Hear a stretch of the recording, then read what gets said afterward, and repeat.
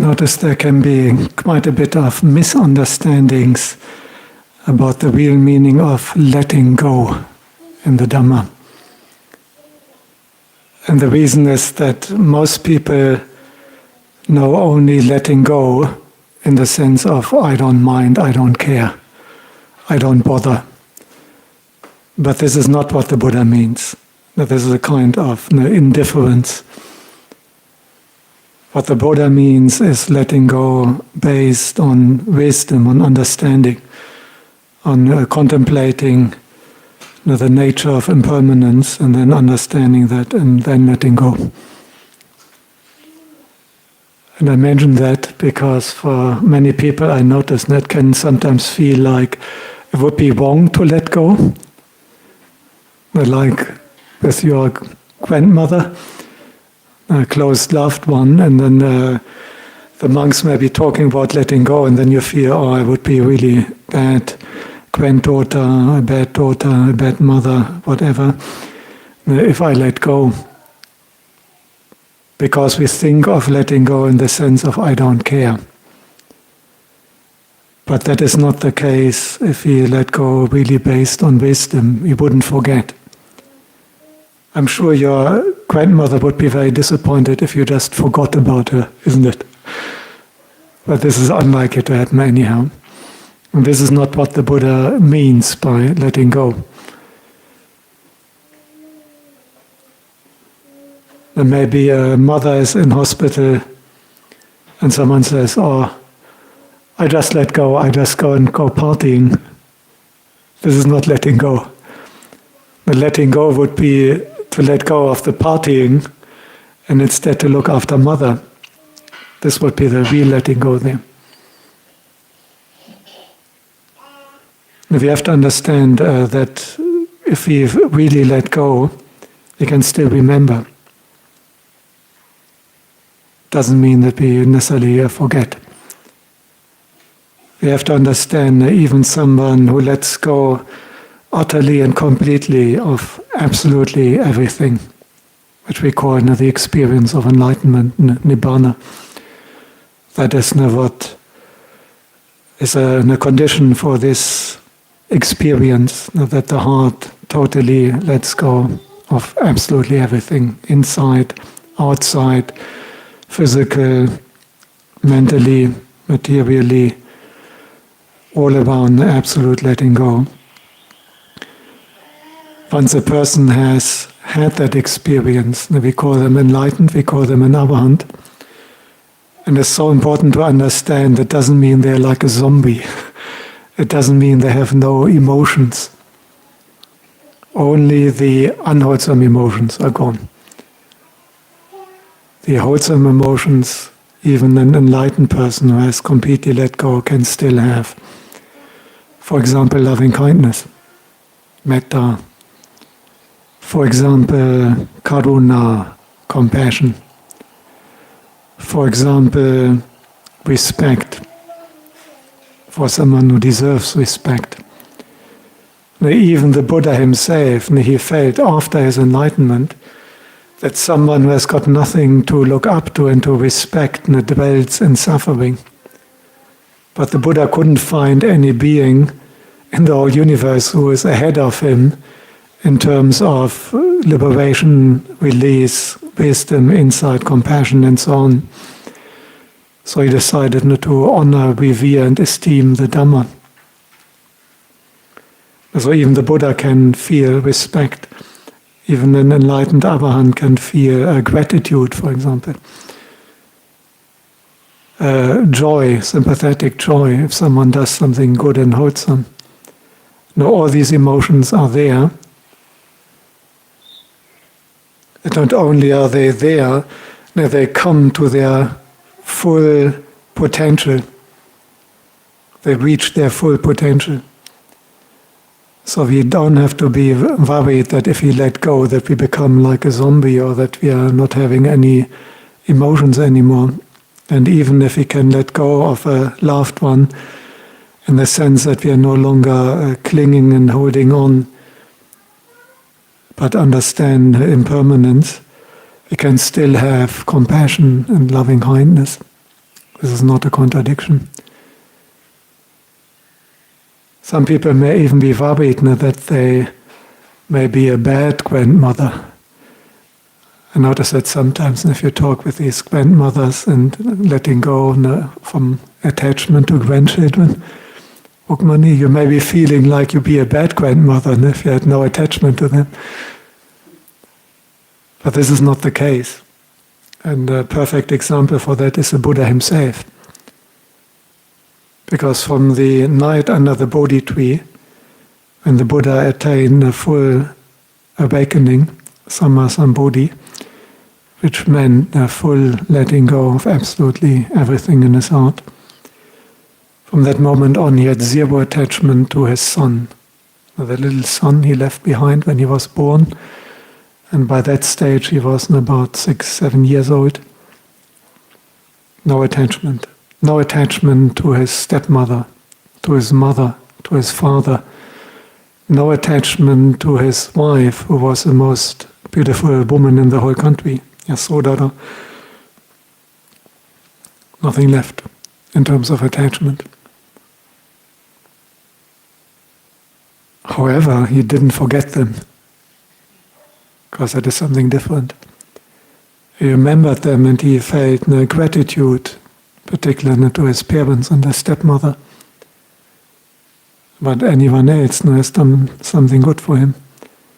And then he went back and stayed in the royal capital, or rather outside, in the Nigoda Dhamma, which his father, the king, offered to him. And then he started teaching the Dhamma. And what is the result? His little son, Nadahula, became a novice monk at age 7. And at age 20, he attained full liberation, Nibbana, himself. His stepmother, who looked after him from age 1 week, his own mother passed away 1 week after the Bodhisattva's birth. So his stepmother, who looked after him since he was 1 week old, became the first bhikkhuni, the first nun, and she became an arahant. She attained a full release, nibbana. He went up to Tusita heaven to teach his mother, who became the stream enterer. He would teach his father, and they say that on the deathbed, even his father became fully enlightened.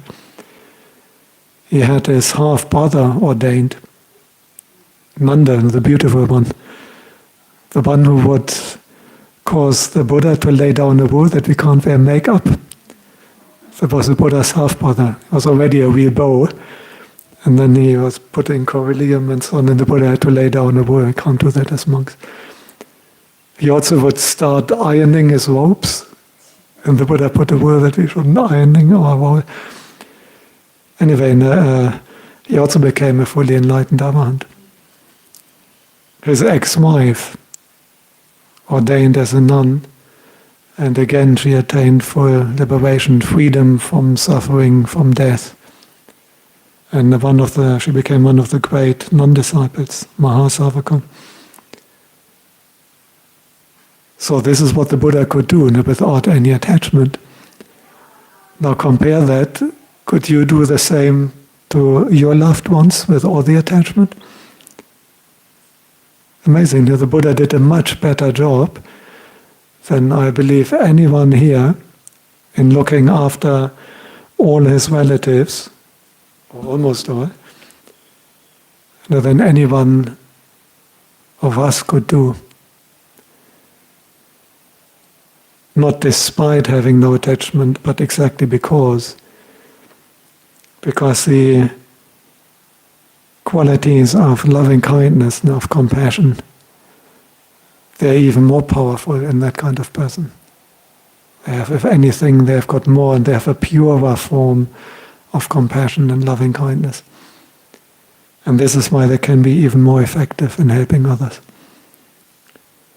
So please don't be afraid of letting go, because it doesn't mean forgetting. It means not understanding the nature of conditioned phenomena, which always arise and pass away due to causes. And remembering the Buddha did encourage. It's one of the duties particular for children, but by extension other relatives, grandchildren, that even after death we remember those who have helped us with an attitude of appreciation and gratitude, and that we are sharing merits with them. Buddha especially pointed that out as one of the duties. And that is a great consolation. We already feel quite despondent that we can't see the person anymore, we can't interact, we wouldn't even know where exactly do they get reborn, they can't speak to us. And in that situation it's very helpful to know that we can still do something for them.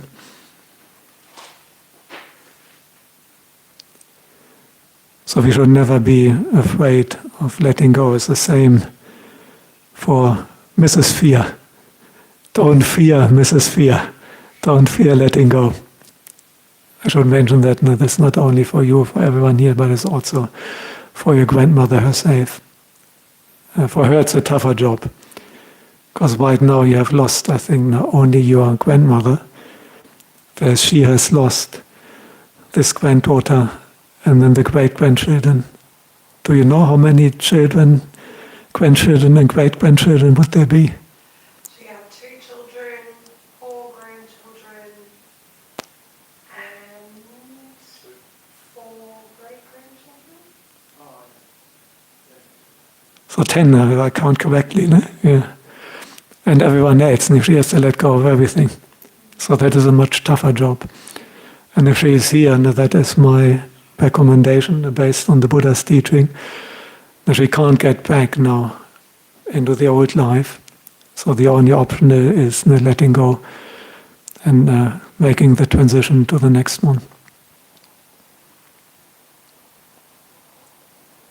And if we can let go, that means that we can also come out of our grief and sadness again. And that is actually also beneficial for the departed. Because you can maybe remember when you were small and your grandmother would see you crying, what would she do? Because she give us hugs and reassure us. Exactly, reassuring, consoling. Because she not be happy if you're sad. And that hasn't changed now. When a person passes away, obviously they don't have the physical body anymore, but typically the qualities in their mind, that is just the same once they're out of body. So you'll be still very important to her. And if she is aware that you're feeling really down, that makes it more difficult for her. Which means if we can let go and come out of our grief, we are actually also helping the departed one. If they know that they don't have to worry about us. This is where the great-grandchildren can help. You got to have your mother's back now. If she is sad, you go to her and you tell her, "Oh, Mom, we have to let go. All conditioned things are impermanent." And you give her a good hug. And then a mother is more relaxed and she can let go easier. And grandmother is happy, she sees that the whole family are supporting each other. And she doesn't have to worry. And of course, it doesn't mean that one should now try to suppress every tear, and it's naturally that we shed some tears if we lose someone who we are very close to. That I don't mean to say one should not desperately try to suppress any expression of grief. That can also be unhealthy. But we are wisely contemplating so that we can come out of it. And that is also the best service we can do to the departed. Because if she knows that she is remembered, that good karma is shared with her, but at the same time that we are not devastated, but that we are able to let go, then they find it easiest to move on.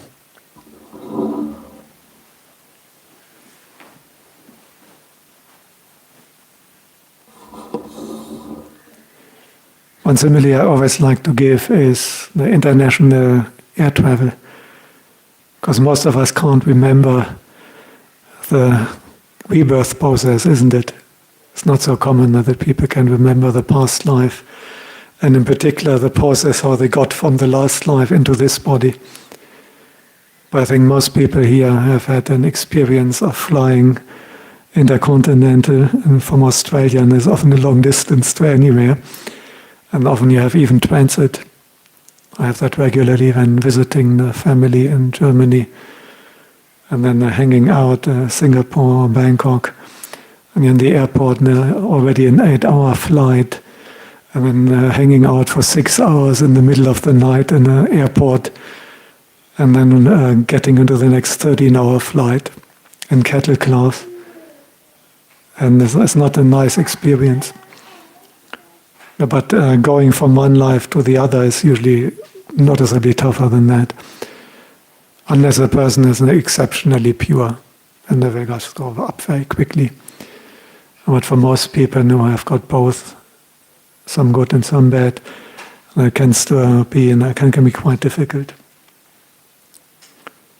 So just imagine that you're on this long transit, you're somewhere there in Singapore, Bangkok, waiting for the next flight, being tired, can't sleep, and then the flight attendant walks up to you and tells you that your granddaughter, or your daughter, after she's maybe a little bit older, has just upgraded you to first class, and they want to invite you into first class lounge, whether you might like to have a nice shower and relax there. Would you like that? It's quite nice, no? And then on the next flight, you're not in cattle class, but you're in the Singapore Airlines suites, your own little compartment there, the suite. This is kind of the idea of what you're doing with the sharing of merits. The kind of giving her an upgrade on the flight, on the journey to the next life. To give a simile from our world of experience, what we have. Not quite the same, but somewhat similar. Will this also provide merits for possibility?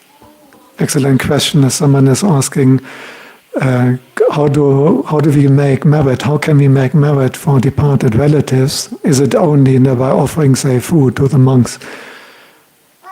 It's not only offering food. It's any act of good karma. And we all know that you can have more powerful acts of good karma than offering food. For example, what is more powerful than offering food is offering a monastery or contributing to building a monastery. Because food doesn't last very long. It's very important, we can't live without food. But even if you eat as much as you can, that lasts only for about a day. On the other hand, if we are helping in establishing a monastery, that is a necessary condition for all the goodness that is happening there. And there are monasteries around. I have seen that myself in Sri Lanka, which are more than 2,000 years old. So just imagine how much good karma is happening there every day. Monks, nuns living there, meditating every day. People coming and listening to Dhamma, making punya. And it's only possible because of the people who established that place in the beginning. But even more powerful than building a monastery for the Sangha of the Four Quarters is the act of taking refuge in the Triple Gem and taking on the 5 precepts. This is incredible good karma. If we really take refuge in the Buddha and then take on the 5 precepts, we are doing the Abhaya Dana. There's no fear from us to any being. The moment you are committed to do the 5 precepts, the countless beings in the whole universe, they don't really have to fear anything from you. You're not causing any major harm to either yourself or any other being. So this is incredible, big, good karma. So one can do that. Now, if you want to make merit on behalf of a relative, you can combine that and you can offer something, but you can also say, okay, now I really want to purify my 5 precepts, and then share that. Or you can keep 8 precepts on that day, going up from 5 to 8 precepts, and doing that as a special act of making good karma for a departed relative. In fact, in Thailand, it's quite common that young men ordain and spend, ideally in a one rains retreat, as a monk, as a special act of making good karma for their mother. That is even the mother alive, not necessarily departed.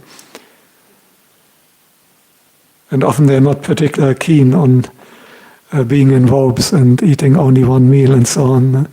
But they do that really as an act of gratitude and service to their mother, because they are aware that it's lots of good karma for the mother. Why is it so much good karma for the mother if the son becomes a monk? She's not doing anything. Why is it so much good karma for her? I think the son has become a better person and a better all beings. A better person and Yes. Contribution to all beings. Exactly. There's a huge service to all beings now, being a monk and trying at least purifying one's heart. But the crucial one is that the son wouldn't be there without the mother. And he wouldn't be able to ordain if the mother hadn't put in all the effort in bringing him up. It's somewhat similar for the father, but some of the traditional ones, they do it more for the mother. Similar things apply for the father. So it's like with a monastery, the people who originally establish a monastery, they are the necessary condition for all the good karma later happening there. And similar, the mother is a necessary condition for all the goodness a person later does in his life. So the good karma she's making by looking after her child will be more powerful if the child then is a good person and does good things on their own. That means the effort the mother has already done is just kind of more effective, is more good karma.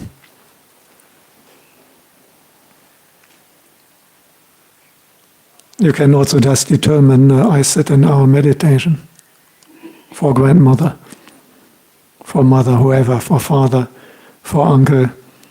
And then you sit and try your best to meditate for 1 hour. Now, this is a quite different kind of level of good karma, because that is a karma that leads to the end of karma. Now, your aspiration there is not only to make good karma that you get a good rebirth, and that you live long, healthy, and happily as a deva, as a human, but that you are aiming for the end of the round, that you are aiming for sambodhi, for enlightenment, for nibbana. Now, this is a kind of different quality. So once we are going for bhavana, for meditation, this is even higher good karma. And for sure, we can share that. Or listening to some Dhamma talk. Or you can say, now I learned the Anatta Lakkhana Sutta, the sutta on the not self characteristic, which we did recently. You just determine, okay, I learned that by heart. And once I've learned it by heart, I recite it and share all the good karma for learning and reciting with that past relative. Very, very powerful. So thank you so much for that question. Exactly right. It's not only offering food or robes, but keeping precepts, in particular doing meditation. That can all be used.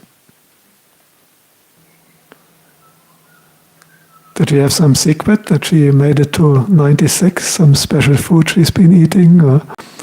She kept very socially active and mentally active. She loved playing cards. And I guess she was surrounded by loving family always.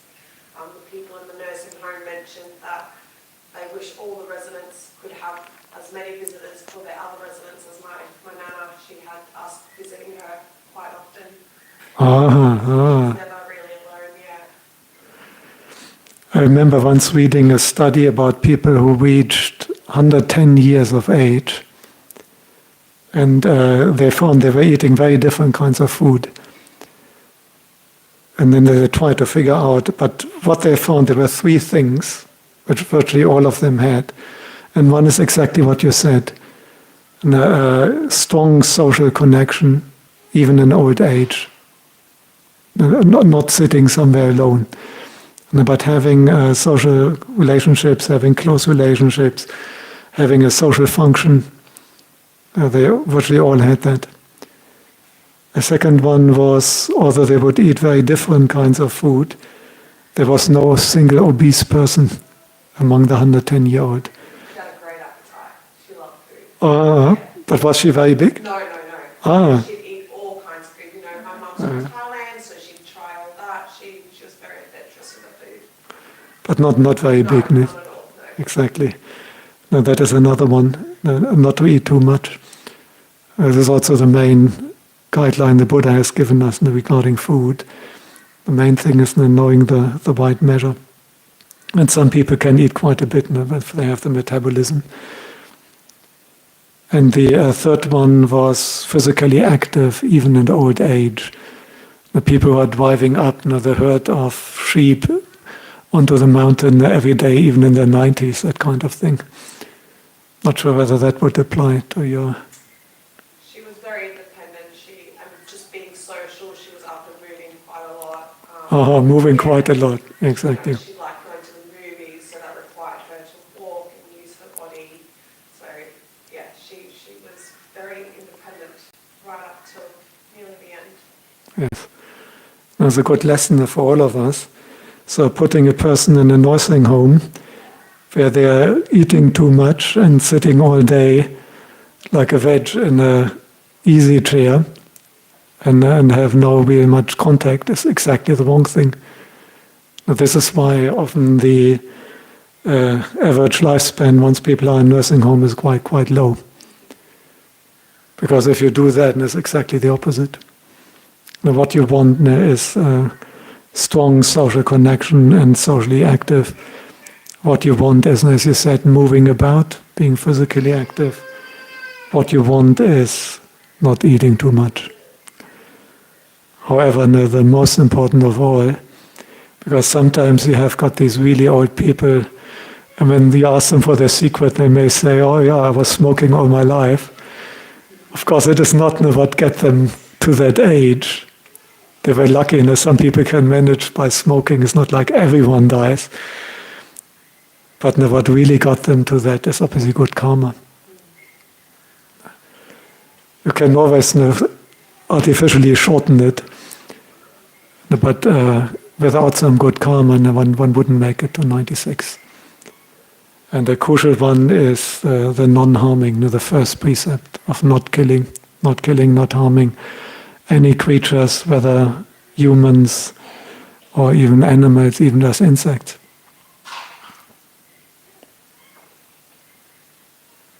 Some of my mother had that.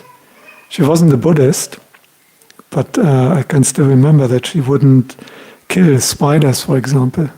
She would just get them and put them out, which in Germany is quite unusual. I don't think many people would be doing that. But if you're interested in a long life, that is even more important than the food activity and all that. Is there any other interesting anecdote or something you like to share about your grandmother? Well, you're very right about her just being very kind and loving and caring to everybody and anybody. And again, a very recent example of she was only in the nursing home for 7 months, but all the staff members came to see her and farewell her and they all said she was the kindest resident and just always treated all of them with respect and care, and that's just who she was. She was always so kind and caring to everybody. Very happy to hear that. And of course, it has results on your environment. And sometimes when people get isolated in old age, that can also be related with their own action and their own behavior. And it's quite fascinating when you see that many of these most outstanding monks, curiously, although they are perfectly happy when they are alone, they wouldn't be suffering when they are socially isolated because they have so much internal happiness from samadhi, and it wouldn't apply to them anymore. Even if no one sees them, they're perfectly happy, and the Buddha himself as well. And when they interact with others, it's usually more out of compassion. But the fascinating thing is that they're usually not isolated at all, even if they're very old.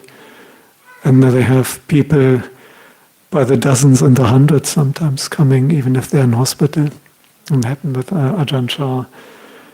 It happened with Luang Por Van when he was in his 90s. Luang Por Dun, who I mentioned, who passed away just very shortly before his 96th birthday, which is completing the 8th cycle, and was very convenient because they had everything arranged already, so they could do his funeral with all the arrangement they kind of already had for his 96th 8th cycle celebration. But they are surrounded by a large number of people. So if we are worried about that, and I know quite a few people are worried that they are now isolated in old age and just have to sit alone in the nursing home, no one coming. If we develop these qualities of loving kindness, of friendliness, of compassion, if we develop empathy, if we also can listen, you usually will have people around you. I remember my own grandmother was a little bit like that. She was a really good listener. She could really listen empathetically, and people loved that. And when she was quite old, she would always have people visiting for that.